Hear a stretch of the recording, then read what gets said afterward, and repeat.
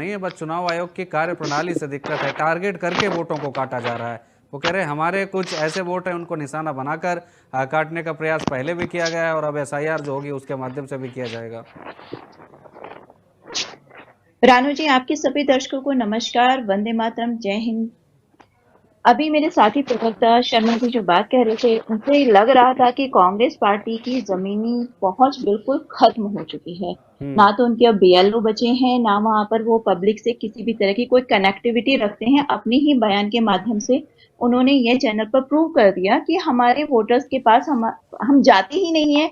जब हम जाते ही नहीं है तो उनकी हम वोट बचाने की कोशिश कहां से करेंगे। हाँ, जैसे मेरी राहुल बात गांधी को जी तोड़ थे, मोड़ वो के हाइड्रोजन पेश ना बम करें। डॉक्टर फोड़वाते थे। ममता त्यागी जी, प्लीज आप अपनी बात रखें, मेरी बात को गलत तरीके से मैं पेश ना करें। अपनी मुझे डिस्टर्ब करना पड़ेगा फिर बीच में आपको। मैंने ऐसा नहीं कहा है कि अनिल जिस जी, तरह की जी बातें आप पहले कह रहे हैं, नहीं नहीं शर्मा नहीं, गलत जी तरीका सुन है ये। लेते हैं, उसके बाद आपके पास आते नहीं हैं। नहीं, सुन लेंगे लेकिन गलत तरीका नहीं सुनेंगे हम्म।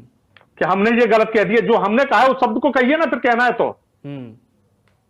अनिल ऐसे जी, आप थोड़ी है ही कि की आप हमारी बातों को बात को कह रही हूँ। हमारे सामने अगर गौर गलत। से अरे जो हमारी बातों आपने को आप कहा, कहां कह ये रहे तो हैं? कहा। अरे एक मिनट, एक मिनट, रानू जी इनसे कहिए मेरी बात पूरी सुन ले जरा।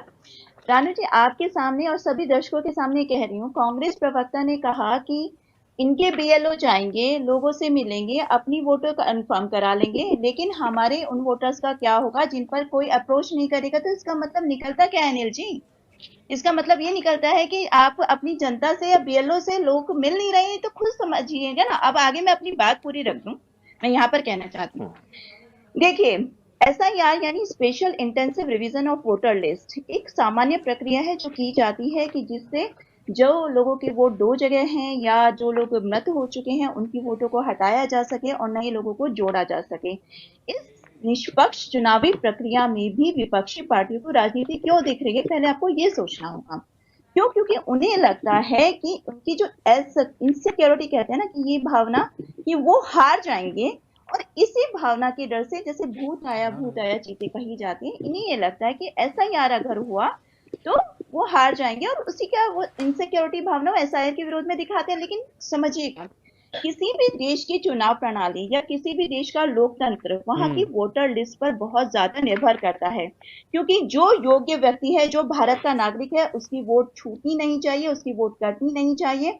और जो भारत का नागरिक नहीं है, जो इसकी वोट दो जगह है, उसके नाम पर कहीं ना कहीं कोई ना कोई मृत व्यक्ति के नाम पर फर्जी वोटिंग नहीं होनी चाहिए।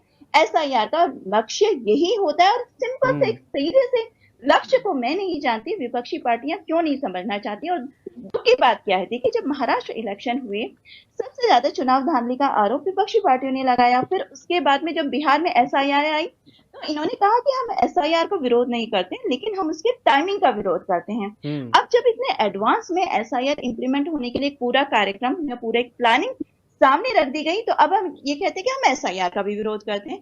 तो विरोध आखिर है किस चीज का? विरोध लोकतंत्र का है, चुनाव प्रक्रिया का है, विरोध देश के नागरिकों का है। यह बात इन विपक्षी पार्टी को समझनी होगी।